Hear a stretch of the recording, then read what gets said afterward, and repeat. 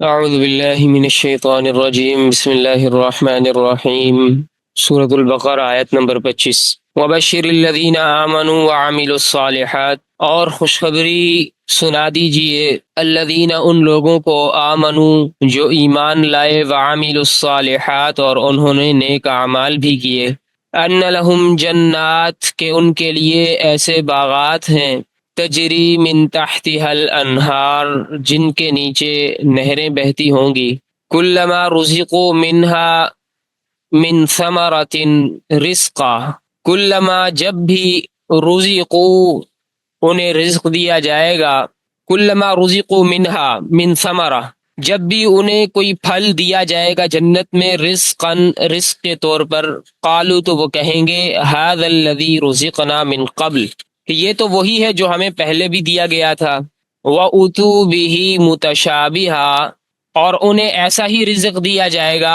متشابہہ جو دیکھنے میں ملتا جلتا ہوگا، وَلَهُمْ فِيهَا أَزْوَاجٌ مُطَهَّرَةٌ اور ان کے لیے فیہا وہاں ان باغات میں ان جنتوں میں ازواج مطہرہ پاکیزہ بیویاں ہوں گی، وَهُمْ فِيهَا خالدون اور وہ ان باغات میں ہمیشہ ہمیشہ رہیں گے۔ ان اللہ لا یستحیی بے شک اللہ تبارک و تعالی نہیں شرماتے ان یضربا اس بات سے کہ بیان کریں مثلا ما بعوضہ کسی مچھر کی کوئی مثال، فما فوقہا یا اس سے بھی کسی حقیر چیز کی، فاما الذین آمنوا اب جو لوگ مومن ہیں ایمان والے ہیں، فیعلمون تو وہ یہ بات خوب جانتے ہیں انہ الحق من ربہم کہ یہ ایک حق بات ہے من ربہم جو ان کے رب کی طرف سے آئی ہے، وَأَمَّا الَّذِينَ كَفَرُوا اور جو لوگ کافر ہیں فَيَقُولُونَ مَاذَا أَرَادَ اللَّهُ بِهَذَا مَثَلًا تو وہ یہی کہتے ہیں کہ اس مثال سے اللہ تبارک و تعالیٰ کا کیا مطلب ہے، اللہ تبارک و تعالیٰ نے کیا ارادہ کیا ہے، یضل به کثیرا اللہ تبارک و تعالیٰ اس کے ذریعے سے بہت لوگوں کو گمراہ کرتے ہیں، ویہدی به کثیرا اور بہت سے لوگوں کو ہدایت سے نوازتے ہیں، وما یضل به الا الفاسقین اور وہ گمراہ انہی کو کرتے ہیں جو نافرمان ہیں، الذین ینقضون عہد اللہ وہ نافرمان ینقضون عہد اللہ جو اللہ تبارک و تعالیٰ سے کیے ہوئے وعدے کو توڑتے ہیں، من بعد میثاقہ اسے پختہ کرنے کے بعد، وَيَقْطَعُونَ اور کاٹتے ہیں ما ان رشتوں کو ان تعلقات کو امر اللہ بھی جن کے بارے میں اللہ نے حکم دیا ان یوصل کہ انہیں جوڑا جائے، جن کے بارے میں اللہ نے جوڑنے کا حکم دیا ان رشتوں کو ان تعلقات کو وہ کاٹتے ہیں، وَيُفْسِدُونَ فِي الْأَرْضِ اور زمین میں فساد مچاتے ہیں، اولئک هم الخاسرون ایسے ہی لوگ بڑا نقصان اٹھانے والے ہیں، بڑے خسارے میں ہیں۔ سورۃ البقرہ کی آیت نمبر 25، 26 اور 27 آپ کے سامنے تلاوت کی اور اس کا ترجمہ کیا۔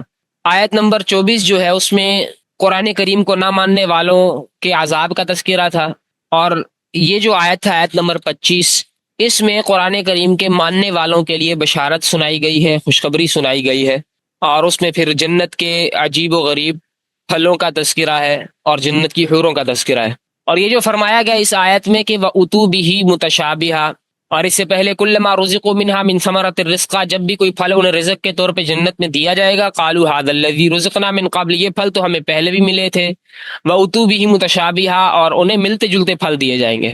تو ایک ہی شکل و صورت میں یہ پیش کرنے کا جو مقصد ہے یہ ایک تفریح اور لطف کا سامان بنانا یہاں پر مقصود ہے، اور بعض مفسرین نے کہا ہے کہ پھلوں کے متشابہ ہونے کا مطلب یہ ہے، ایک جیسے ہونے کا مطلب یہ ہے کہ جو جنت کے جو پھل ہوں گے ان کی جو صورت ہوگی وہ شکل میں دکھنے میں دنیا کے پھلوں کی طرح ہوگی، ایک جیسے کا مطلب یہ ہے کہ دنیا کے پھلوں کی طرح ان کی جو ہے وہ ایک جیسی یعنی جنت کے پھلوں کی طرح ان کی شکل ہوگی، تو جب جنت والوں کو وہ پھل ملیں گے تو وہ کہیں گے تو یہ تو وہی پھل ہیں جو دنیا میں بھی ہمیں ملا کرتے تھے، لیکن ذائقے میں لذت میں وہ دنیا کے پھلوں سے انہیں کوئی نسبت نہیں ہوگی، صرف نام ایک جیسے ہوں گے، مثال کے طور پر سیب جنت میں بھی ہے، سیب دنیا میں بھی ہے، آم جنت میں بھی ہے، آم دنیا میں بھی ہے، لیکن ذائقہ وہ جو جنت کا ہوگا وہ تو کہیں درجے بڑھ کے ہوگا دنیا کے پھلوں سے اور دنیا کی چیزوں سے، تو نام ایک جیسے ہوں گے، تو یہی مطلب ہے متشابہہ ملتے جلتے سے،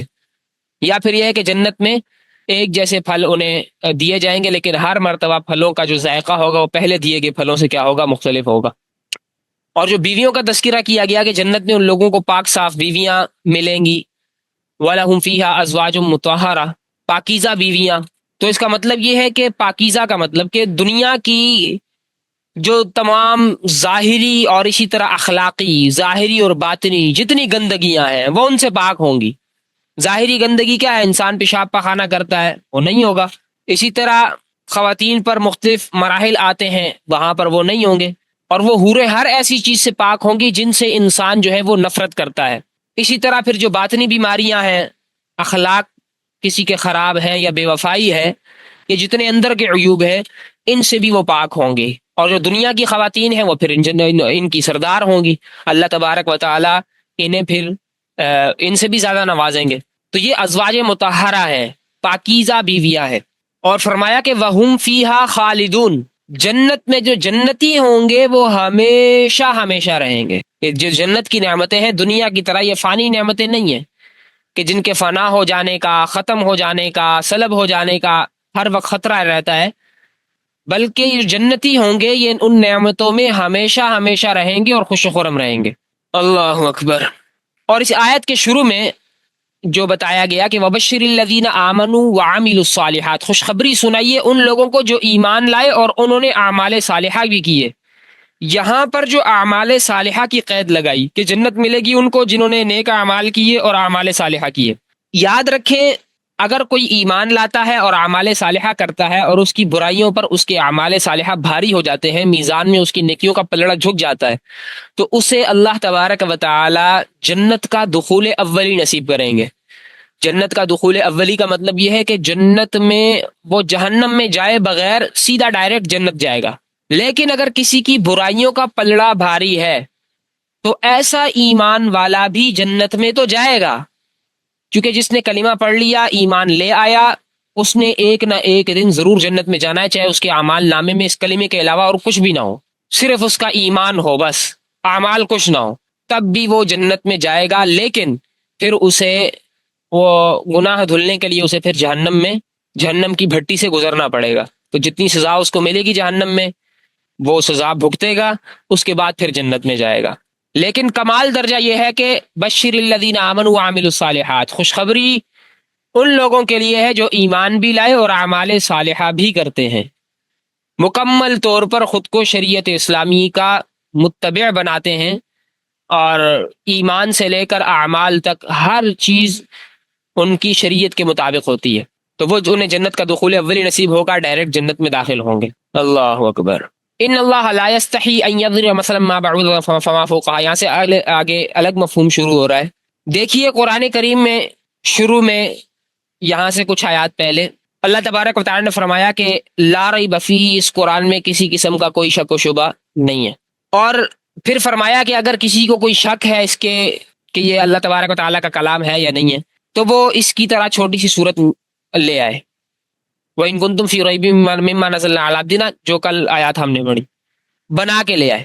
ان آیات میں یہ جو آیات ہیں ان اللہ لا یستحی ان یضرب مثلا ما بعوضہ فما فوقہا، ان میں منکرین قرآن کا ایک شبہ ذکر کیا گیا ہے اور اس کا جواب دیا گیا ہے، اور ان کا شبہ یہ تھا کہ قرآن کریم میں مکھی اور مچھر جیسے حقیر جانوروں کا ذکر آیا ہے، یہ اللہ تبارک و تعالیٰ اور اللہ تبارک و تعالیٰ کے کلام کی عظمت کے خلاف ہے، بالکل بے تکا قسم کا اور باطل قسم کا اعتراض ہے۔ یہ کوئی سمجھدار انسان اس طرح کا اعتراض نہیں کر سکتا، لیکن جس کو کسی ہر بات میں اعتراض تلاش کرنا ہو تو وہ ان باتوں پر بھی اعتراض کرتا ہے، حالانکہ کسی حقیر بات کو سمجھانے کے لیے حقیر چیز کی مثال دی جاتی ہے۔ یہ تو عین فصاحت اور بلاغت ہے، یہی تو فصاحت و بلاغت ہے کہ بھائی مقتضائے حال کے مطابق جیسا حال تقاضا کرے ویسی مثال دی جائے۔ لیکن بہرحال آگے اللہ فرمائیں گے کہ اس کے ذریعے سے اللہ تبارک و تعالیٰ بہت سے لوگوں کو گمراہ بھی کرتے ہیں، تو جنہوں نے اپنی ضد اور عناد کی وجہ سے یہ روش اختیار کر لی ہو تو وہ پھر ان چیزوں کی وجہ سے گمراہ ہوتے ہیں۔ تو انہوں نے کہا اللہ تبارک و تعالیٰ کا کلام ہے، تو اللہ کے کلام کی عظمت کے خلاف ہے کہ اس کے اندر جو ہے نا وہ مچھر اور مکھی کا تذکرہ اللہ تبارک و تعالیٰ کرے۔ اللہ اکبر۔ تو وہ یعنی اس بات کو یہ کہتے تھے کہ اس کا مطلب یہ ہے کہ اللہ تبارک و تعالیٰ کا کلام نہیں۔ تو اس کا جواب دیا گیا کہ دیکھو جب کسی حقیر اور ذلیل چیز کی مثال دینی ہوتی ہے تو وہ کسی حقیر چیز سے ہی مثال دینا، وہ عقل بھی یہی تقاضا کرتی ہے، بلاغت بھی یہی تقاضا کرتی ہے کہ حقیر چیز سے ہی مثال دی جائے گی اس کی. تو اس غرض کے لیے کسی حقیر چیز کا ذکر کرنا، یہ اس میں کون سی شرم و حیا والی بات ہے؟ یہ تو شرم و حیا کے بالکل قطعاً منافی نہیں ہے، اس سے جدا نہیں ہے. تو اللہ تبارک و تعالیٰ بھی ایسی مثالیں بیان فرماتے ہیں، اور یہ بھی بتایا کہ یہ ایسے احمقانہ قسم کے جو شبہات اور اعتراضات ہیں، یہ ان لوگوں کو پیدا ہوتے ہیں جن کے دلوں میں، دماغوں میں کفر کی وجہ سے سمجھنے کی صلاحیتیں وہ بالکل ختم ہو چکی ہیں. اور ایمان والے جو ہوتے ہیں وَيَهْدِي بِهِ كَثِيرًا، انہیں تو اس کے ذریعے سے ہدایت ملتی ہے. اور پھر ایک اور حکمت یہ بتا دی کہ ایسی مثالوں سے لوگوں کا ایک امتحان ہوتا ہے کہ نظر و فکر کرنے والوں کے لیے یہ مثالیں ہدایت کا سامان بنتی ہیں، اور جو لوگ اس سے بے پرواہی اختیار کرتے ہیں ان کے لیے مزید انہیں زیادہ گمراہ کرنے کا سبب بن جاتی ہیں. اور پھر گمراہ بھی کیسے ہوتے ہیں؟ ایسے لوگ گمراہ ہوتے ہیں، ایسے سرکش لوگ گمراہ ہوتے ہیں کہ الذین ینقضون عہد اللہ من بعد میثاقہ، کہ جو اللہ تبارک و تعالی سے کیے ہوئے عہد کو توڑتے ہیں، اور وَيَقْطَعُونَ مَا أَمَرَ اللَّهُ بِهِ أَن يُوصَلَ، اور جن تعلقات کو اللہ تبارک و تعالی نے جوڑنے کا حکم دیا یہ لوگ ان کو توڑتے ہیں. اور اس کا نتیجہ کیا ہے؟ اس کا نتیجہ یہ ہے کہ زمین میں فساد پھیلتا ہے. اللہ اکبر. وَمَا يُضِلُّ بِهِ إِلَّا الْفَاسِقِينَ، یہ جو اللہ تبارک و تعالی نے فرمایا کہ نہیں گمراہ کرتے اس کے ذریعے سے اللہ تبارک و تعالی مگر نافرمانوں کو، فاسقوں کو. یہ جو فاسق کا لفظ ہے، یاد رکھیں یہ عربی میں لیا گیا ہے فسق سے. فسق اس کا جو اصل ہے وہ فسق ہے. تو فسق کا لفظی معنی آتا ہے نکل جانا، باہر نکل جانا. اور شریعت کی جو اصطلاح ہے یہ فاسق والی اور یہ فسق والی، اس کا مطلب ہوتا ہے کہ اللہ تبارک و تعالی کی اطاعت سے نکل جانا.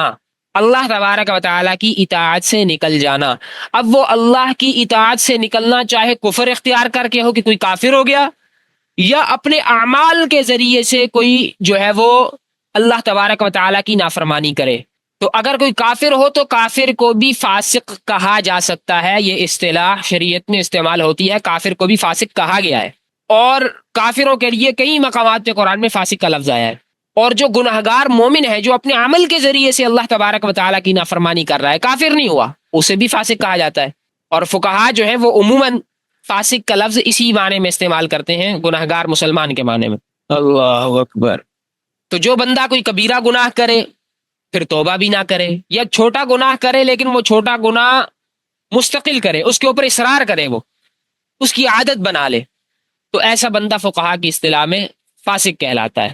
لیکن اسے کافر نہیں کہیں گے، یاد رکھیں. کافر کو فاسق کہہ سکتے ہیں، لیکن فاسق جو ہے، جو مومن فاسق ہے، اس کو کافر نہیں کہا جا سکتا، وہ دائرہ اسلام سے خارج نہیں ہوتا.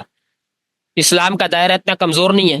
اللہ اکبر. لیکن نازک بھی بہت ہے، اس حوالے سے یہ بھی یاد رکھیے گا. بعض لوگ بہت سی بکواسات کر جاتے ہیں، اسلام سے بالکل دہانے پہ آگے کھڑے ہو جاتے ہیں. تو بہرحال جو مومن فاسق ہے اسے کافر نہیں کہہ سکتے، البتہ کافر کے لیے فاسق کا لفظ جو ہے وہ استعمال ہوا ہے. اور آج کل عموماً جو اصطلاحات چلتی ہیں ہماری گفتگو میں بھی، تو اس میں بھی فاسق ایک گنہگار مومن کو کہا جاتا ہے. کافر کے لیے فاسق کا لفظ جو ہے وہ عموماً استعمال نہیں ہوتا. لیکن قرآن کریم نے بیشتر جگہوں پر، بہت سی جگہوں پر فاسق کا لفظ کافر کے لیے استعمال کیا ہے. تو اس سے کوئی یہ دلیل نہ پکڑے کہ ایسا بندہ جو ہے وہ جو فاسق ہے مومن وہ بھی کافر بن جاتا ہے، نعوذ باللہ. تو ایسا نہیں ہے. اور جو بندہ یہ فسق کے کام اور گناہ جو ہے وہ اعلانیہ کرتا ہے، جرت کے ساتھ کرتا ہے، تو ایسے بندے کو فاجر کہتے ہیں. تو آیت کا مطلب یہ ہوا کہ قرآن کی ان مثالوں سے بہت سے لوگوں کو ہدایت ملتی ہے، بہت سے لوگوں کے حصے میں گمراہی آتی ہے. لیکن ان مثالوں سے گمراہی صرف انہی لوگوں کے حصے میں آتی ہے جو فاسق ہیں، یعنی اللہ تبارک و تعالیٰ کی اطاعت سے نکل جانے والے ہیں. تو جن میں اللہ تبارک و تعالیٰ کا ذرہ برابر بھی خوف ہوتا ہے، تھوڑا سا بھی خوف ہوتا ہے، وہ ان مثالوں سے ہدایت ہی حاصل کرتے ہیں. اور ان آیات میں جس عہد کا تذکرہ کیا گیا الذین ینقضون عہد اللہ من بعد میثاقہ، یہ فاسقوں کی مثال، فاسقوں کے بارے میں بتلایا جا رہا ہے کہ یہ فاسق یہ کرتے ہیں کہ اللہ سے کیا ہوا عہد توڑتے ہیں، یعنی جو کافر ہیں اللہ سے کیا ہوا عہد توڑتے ہیں. وَيَقْطَعُونَ مَا أَمَرَ اللَّهُ بِهِ أَن يُوصَلَ، اور جن تعلقات کو اللہ نے جوڑنے کا حکم دیا ان کو توڑتے ہیں اور زمین میں فساد مچاتے ہیں. ان دو کا نتیجہ پھر فساد میں نکلتا ہے، تو فساد مچاتے ہیں. تو یہ جو فرمایا گیا کہ اللہ تبارک و تعالیٰ سے کیا ہوا عہد توڑتے ہیں اسے پختہ کرنے کے بعد، تو یہ کون سا عہد ہے جو انہوں نے اللہ سے کیا؟ تو یاد رکھیں، پہلی بات تو یاد رکھیں کہ عہد جیسے ہم بھی جانتے ہیں کہ عہد کہتے ہیں اس معاہدے کو جو دو بندوں کے درمیان طے ہو جائے. میثاق بھی اسی معاہدے کو کہتے ہیں، لیکن اگر اسے قسم کے ساتھ مضبوط اور مستحکم کر دیا جائے، تو اگر قسم کے ساتھ وہ معاہدہ مضبوط اور مستحکم ہو جائے، پکا کر دیا جائے، تو وہ پھر عہد سے میثاق بن جاتا ہے. اللہ اکبر. تو اللہ تبارک و تعالی نے تمام انسانوں کو پیدا کرنے سے پہلے عالم ارواح میں اللہ تبارک و تعالی نے انسانوں کی ساری ارواح کو جمع کیا، اور جمع کر کے اللہ تبارک و تعالی نے انسانوں سے ایک سوال کیا تھا کہ الستو بربکم. یہ قرآن میں اس کا تذکرہ آتا ہے سورہ اعراف میں. الستو بربکم، کیا میں تمہارا رب نہیں ہوں؟ کیا میں تمہارا پروردگار نہیں ہوں؟ تو اس پہ سارے لوگوں نے یک زبان ہو کے جواب دیا تھا بلا. کیوں نہیں؟ تو یہ بلا کا جو لفظ ہے، کیوں نہیں، کہ آپ کیوں، کیسے ہو سکتا ہے کہ آپ رب نہ ہو؟ کیوں نہیں، آپ رب ہیں. تو اس کے معنی میں بڑی تاکید ہے اور بڑی تاکید کے ساتھ یہ اقرار کیا جا رہا ہے. لوگ یہ بھی کہہ سکتے جی ہاں آپ رب ہیں، لیکن جواب دیا گیا کیوں نہیں، بلا کا لفظ ہے. تو اللہ تبارک و تعالی کے ان رب ہونے کا ہر انسان نے، ہم سب نے، تمام ارواح نے اس کا اقرار کیا. اب اس کا لازمی تقاضا ہے کہ ہم اللہ تبارک و تعالیٰ کی اطاعت سے تجاوز نہ کریں، بالکل نہ ہٹیں. تو یہ عہد اللہ تبارک و تعالیٰ اور انسان کے درمیان ہوا تھا.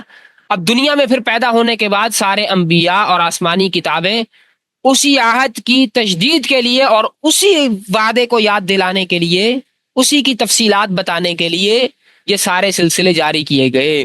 اب جس نے اس معاہدے کو ہی توڑ ڈالا تو اب اسے کیسے ہدایت مل سکتی ہے؟ تو ایک تو انبیاء کو بھیجا گیا اس عہد کو پکا کرنے کے لیے، پھر ان کا جواب ایسا تھا اللہ تبارک و تعالیٰ کے سامنے جو انہوں نے جواب دیا. اور دوسرا، بعض یہ بھی حضرات یہ بھی فرماتے ہیں، اس کی ایک تفسیر یہ بھی ممکن ہے کہ انسان جب پیدا ہوتا ہے تو پیدا ہوتے ہی وہ اللہ تبارک و تعالیٰ سے عہد کر لیتا ہے کہ میں آپ کی تمام باتیں مانوں گا. جیسے کوئی بندہ کسی ملک میں پیدا ہوا تو وہاں اس ملک کے ساتھ اس کو کوئی معاہدہ سائن نہیں کرنا پڑتا، لکھنا نہیں پڑتا، بلکہ اس ملک میں پیدا ہونے کا مطلب یہی ہوتا ہے کہ میں اس ملک میں پیدا ہوا ہوں تو اس کے میں تمام قوانین کو مانوں گا.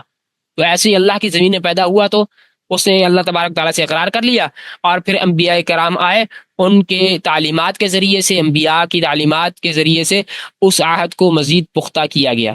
تو انہوں نے اس عہد کو توڑ دیا منافقوں نے. اور دوسری وجہ وہ یہ کہ انہوں نے ان سارے تعلقات کو توڑا جن کو جوڑے رکھنے کا اللہ تبارک و تعالیٰ نے حکم دیا تھا. تو ان تعلقات سے مراد کون سے تعلقات ہیں؟ یاد رکھیں اس میں حقوق اللہ بھی داخل ہیں، حقوق العباد بھی داخل ہیں. سارے تعلقات، چاہے اللہ تبارک و تعالیٰ اور بندے کا آپس میں تعلق ہو، یا انسانوں کا انسانوں سے تعلق ہو، مسلمانوں کا مسلمانوں سے ہو، مسلمانوں کا کسی بھی انسان سے ہو، یا جتنے بھی تعلقات شریعت میں لازمی درجے کے ہیں، اللہ تبارک و تعالیٰ حکم دیتے ہیں کہ آپ نے یہ تعلق اس بنیاد پر ایسے آپ نے رکھنا ہے، اپنے والدین کا حق ادا کرنا ہے، بھائیوں کا، رشتہ داروں کا، سارا، اور اس طرح اللہ تبارک و تعالیٰ کا حق. تو یہ سارے حقوق، یہ انہوں نے ان حقوق کو کاٹا. یہی تو اسلام ہے کہ انسان اللہ تبارک و تعالیٰ کے حقوق پورے کرے اور انسانوں کے حقوق پورے کرے، اور زندگی اچھے طریقے پر انسان کا بچہ بن کے گزارے. تو جو بندہ اس میں کوتاہی کرتا ہے تو اس سے پھر ساری زمین کے اندر فساد آتا ہے. اسی لیے فرمایا کہ وَيُفْسِدُونَ فِي الْأَرْضِ، یہ لوگ زمین میں فساد مچاتے ہیں. اللہ اکبر. تو یہ لوگ گمراہ اس وجہ سے ہوتے ہیں، یہ وجوہات ہیں ان کی. عہد کو توڑتے ہیں، اللہ تبارک و تعالیٰ نے جن تعلقات کو قائم کرنے کا حکم دیا وہ تعلقات، وہ انہیں ان تعلقات کو خراب کرتے ہیں، توڑتے ہیں. رشتہ داریاں نہیں نبھاتے، رشتے نہیں نبھاتے، تعلقات نہیں نبھاتے. اور آخر میں پھر اللہ تبارک و تعالیٰ نے فرمایا اولئک هم الخاسرون، یہ لوگ بڑے خسارے میں ہیں. اللہ اکبر. اللہ تبارک و تعالیٰ جو کچھ کہا سنا اس پر عمل پیرا ہونے کی توفیق نصیب فرمائے. قرآن کریم کا حقیقی نور اللہ تبارک و تعالیٰ ہمارے سینوں میں اتارے. سبحانک اللہم و بحمدک، نشہد ان لا الہ الا انت. السلام علیکم ورحمۃ اللہ وبرکاتہ.